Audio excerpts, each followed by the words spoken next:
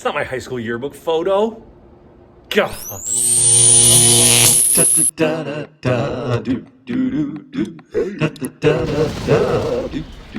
All right. Hey now. Mr. Kovacs class. It's Mr. Kovacs class. You might learn a ton. It's Mr. Kovacs class. It's interesting too. It's Mr. Kovacs class. And he's super cool. It's Mr. Kovacs class. Hey, today we are going to learn about this guy. His name is Francesco REDI, and Francesco REDI is a famous Italian aristocrat. We call him a scientist now because he did science, although that wasn't his profession.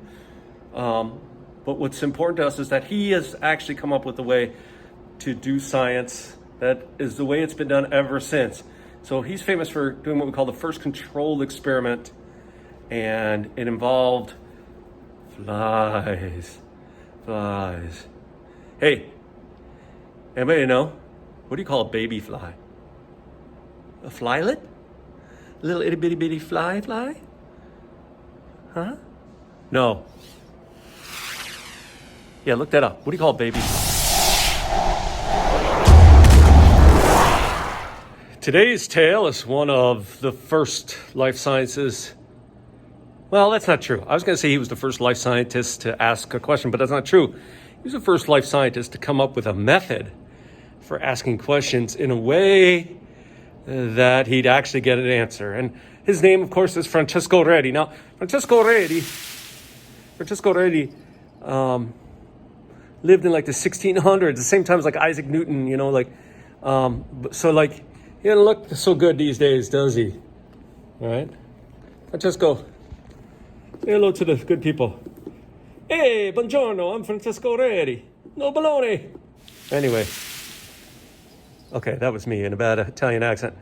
Anyway, Francesco REDI is famous for coming up with the first controlled experiment. I'm going to tell you a little bit about what he did and how he did it. And in fact, even though it was like 350 years ago, it's how all science has been done since. Hey, no baloney. Yeah, that's right. Thanks, Francesco. All right, let's look at what he did. So in Francesco REDI's day, people thought some weird stuff. I mean, weird stuff. Like number one, okay. You know how like when it rains, right? And you get like puddles. And if you watch the puddles as they dry out, you'll see worms, earthworms crawling around. People actually thought, no, seriously, they thought that the earthworms fell from the sky as raindrops and then magically became earthworms. You know why they thought that? Because that's what they saw. Francesco REDI was like, that's baloney. You know, like earthworms don't fall from the sky as raindrops. I mean, you and I know that now, but like back then, he was like, this is baloney, man. People don't, what are they talking about? People thought that if you took like a pile of hay and piled it in the corner of your house, you came back within a week, that hay would magically, the vapors in the hay would magically turn into rats or mice. And of course, Francesco REDI was like, hey, that's baloney. Yeah. But Francesco REDI is famous for doing what we call the famous meat experiment.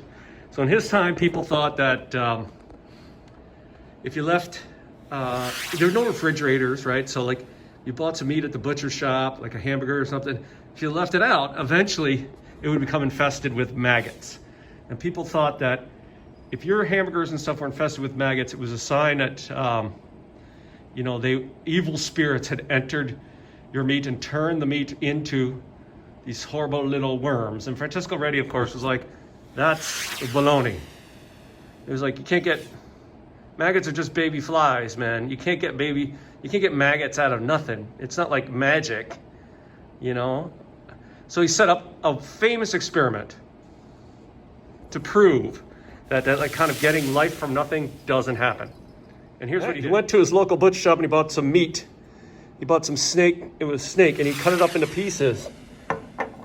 He made sure all the pieces were the same size. And he put one piece into this jar, and he labeled that A. Right?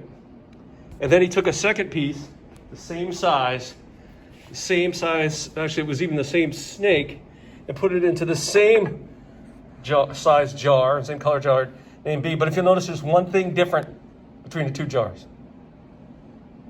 What is it? Very good. This one is sealed, right? And this one is open. And Francesco REDI was like, hey, like if maggots can really spontaneously come out of the meat, I should get maggots in both of these if I leave them out. But he thought, no, I'm only going to get maggots in this one because it's the only one flies can enter. And then one of his buddies said, Francesco, no. Everybody knows you're not going to get maggots in here. There's no air because you sealed it off. You can't get maggots in there. I mean, if there was air in there, they'd come out of the meat magically, but no air, you're not going to get it because they're still got to survive as maggots. And of course you're going to get them in this one because there's air in there. And Francesco was like, he's right. How do I make sure? I know. And he took a third jar, right? In the third jar, he put in it the same size piece of snake meat. There's my third jar, yep. Right? Label that C, jar C. But notice what's different. He put on the top of this jar, he took some cheesecloth, or think of it like gauze, and he covered the jar in such a way that air could get in, right? But it was still covered. And now he had 3 jars. The jars were all the same size. They were all the same color. They had the same amount of snake meat in each one. He put the 3 jars in the same window for the same amount of time. And he left them for a week. Because that's normally how long it took for maggots to appear. And he went back after a week and he looked into each of these jars. So in your part 2 today, you're going to tell me, what things did he keep the same? What did he keep different? And then what did he look for in the jars? And if you're good, I'll show you what happened.